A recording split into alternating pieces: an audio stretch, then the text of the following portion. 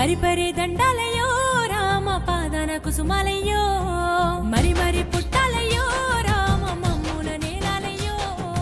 నందమూరి తారక రామారావు గారు ఎన్టీఆర్, ఈ 3 అక్షరాలు తారక మంత్రం, గాయత్రి మంత్రం అంత శక్తి ఉన్నటువంటి మంత్రం.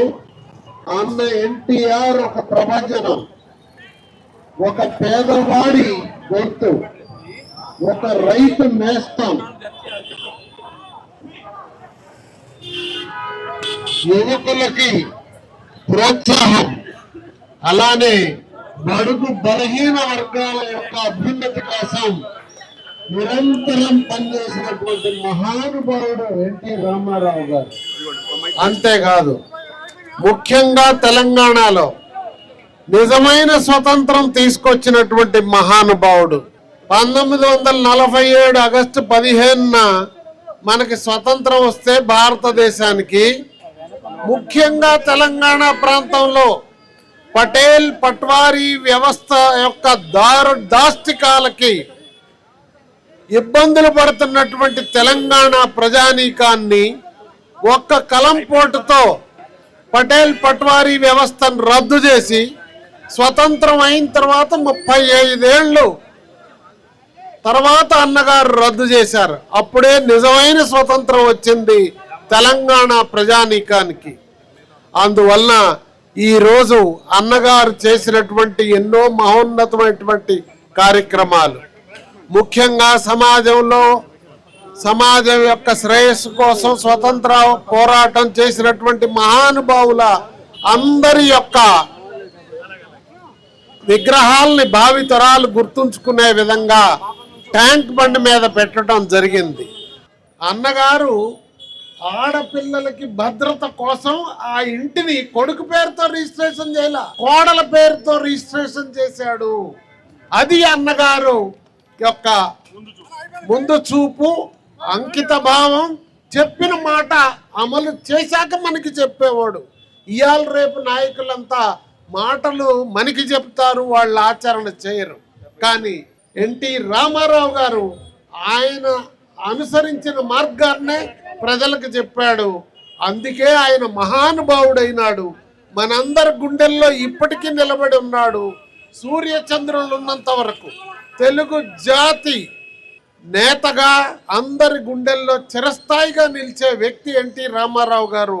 అన్నగారు రామాయణ మహాభారతాల్లో నటించినటువంటి సినిమాల ద్వారానే రాముడు, కృష్ణుడు, రామాయణ మహాభారతాలు ప్రజలకి జీవనానికి ఆచరణీయమైనటువంటివి, మనందరికీ అనుకరణీయమైనవి. మీరు మీ పిల్లలందరికీ కూడా ఈ సినిమాలన్నీ చూయించాలని, తద్వారా అన్నగారి యొక్క ఔన్నత్యం, రామాయణ మహాభారతాల యొక్క ప్రాశస్త్యం తెలియజేయాలని కోరుతూ నమస్కారం, సెలవు తీసుకుంటున్నాను. అందరికీ హృదయపూర్వక నమస్కారాలు. మరణం లేని జననం ఎన్టీఆర్, చెయ్యెత్తి జైకొట్టు తెలుగోడ, గతమెంతో కనిగీతి కలవోడా అని మన తెలుగు జాతి ఔన్నత్యాన్ని ప్రపంచ నలుమూలలా వ్యాపింపజేసిన మన అన్న స్వర్గీయ నందమూరి తారక రామారావు గారు. వారు చలనచిత్ర సీమలు ఉండగా ఓ నటుడు ఎన్నో చరిత్రలు చేశాడు. ఆయన సాంఘికం, జానపదం, పౌరాణికం మరెన్నో ఎవరు చేయలేనన్ని పాత్రలు 50 పైగా నిజ జీవిత పాత్ర పోషించిన ఏకైక కథానాయకుడు నటుడు మన అన్న స్వర్గీయ నందమూరి తారక రామారావు గారు. ముఖ్యమంత్రి అయిన తర్వాత జనార్దన్ గారు చెప్పినట్టు ఎన్నెన్నో సంక్షేమ పథకాలు, ప్రజలు ఎన్నెన్నో సేవలు అందించాడు ఆయన మన అన్న స్వర్గీయ నందమూరి తారక రామారావు. ఓ పేద పాలిట పెన్నిదిగా, రైతన్నలకు అన్నదాతగా, కార్మిక సోదరులకు దన్నుగా, తెలుగింటి ఆడపడుచు అన్నగా నిలబడి మరెన్నెన్నో సంక్షేమ పథకాలు అంది ఏకైక రాజకీయ నాయకుడు మన స్వర్గీయ నందమూరి తారక రామారావు. మరి వారు ప్రవేశపెట్టిన సంక్షేమ పథకాలే ఇవాటి కూడా వేరు దేశమంతటా వేరు పేరిట అమలవుతున్నాయి. కాబట్టి వారి సంక్షేమ పథకాల కథానాయకుడు మన స్వర్గీయ నందమూరి తారక రామారావు గారు. తెలుగు జాతి, తెలుగు గడ్డ, తెలుగు నేల ఉన్నంత కాలం వారి రామనామ చిరస్మరణీయం. ఎల్లారెడ్డిగూడలో ఈ శుద్ధీకరణ చేసిన ఇక అందరికీ పేరున అందరికీ నాగేశ్వర గారు కానీ ఇక్కడ సాయం ఉన్న అందరూ ప్రజలకి అందరికి పేరు అందరికి నా హృదయ నమస్కారాలు తెలుసు. అందరికి నా హృదయపూర్వక నమస్కారాలు తెలియజేస్తున్నాను. అందరికీ నమస్కారం. ఈరోజు తెలుగు జాతికి గుర్తింపు తీసుకొచ్చినటువంటి ఒక మహనీయుడిని స్మరించుకుంటూ ఇవాళ ఇక్కడ సుందరీకరణ చేపట్టి ఎన్టీఆర్ జంక్షన్గా నామకరణం చేసినటువంటి ఇక్కడ మిత్ర బృందానికి, ఎన్టీఆర్ అభిమానులందరికీ చేతులెత్తి నమస్కరిస్తూ ఒక్క విషయం మాట్లాడి నేను ముగిస్తాను క్లుప్తంగా. ఎన్టీఆర్ చూపించిన ధైర్యం స్ఫూర్తితోనే కిందటి సంవత్సరం ఒక నియంతని ఎదుర్కోవటానికి, అమరావతి రైతులు చేసిన పోరాటానికి అండగా నిలవటానికి నేను ఒక సినిమా తీయటానికి ముందుకు వచ్చానంటే దానికి కారణం ఆ మహానుభావుడు ఇచ్చినటువంటి ధైర్యం, స్ఫూర్తి మాత్రమే.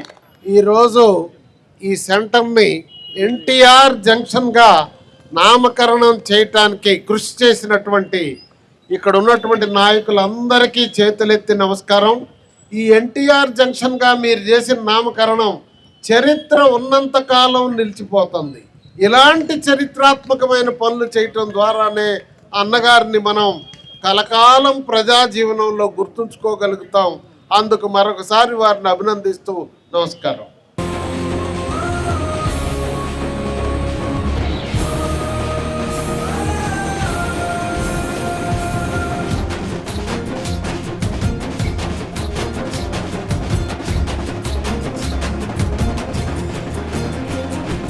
పరిపరి దండాలయ్యో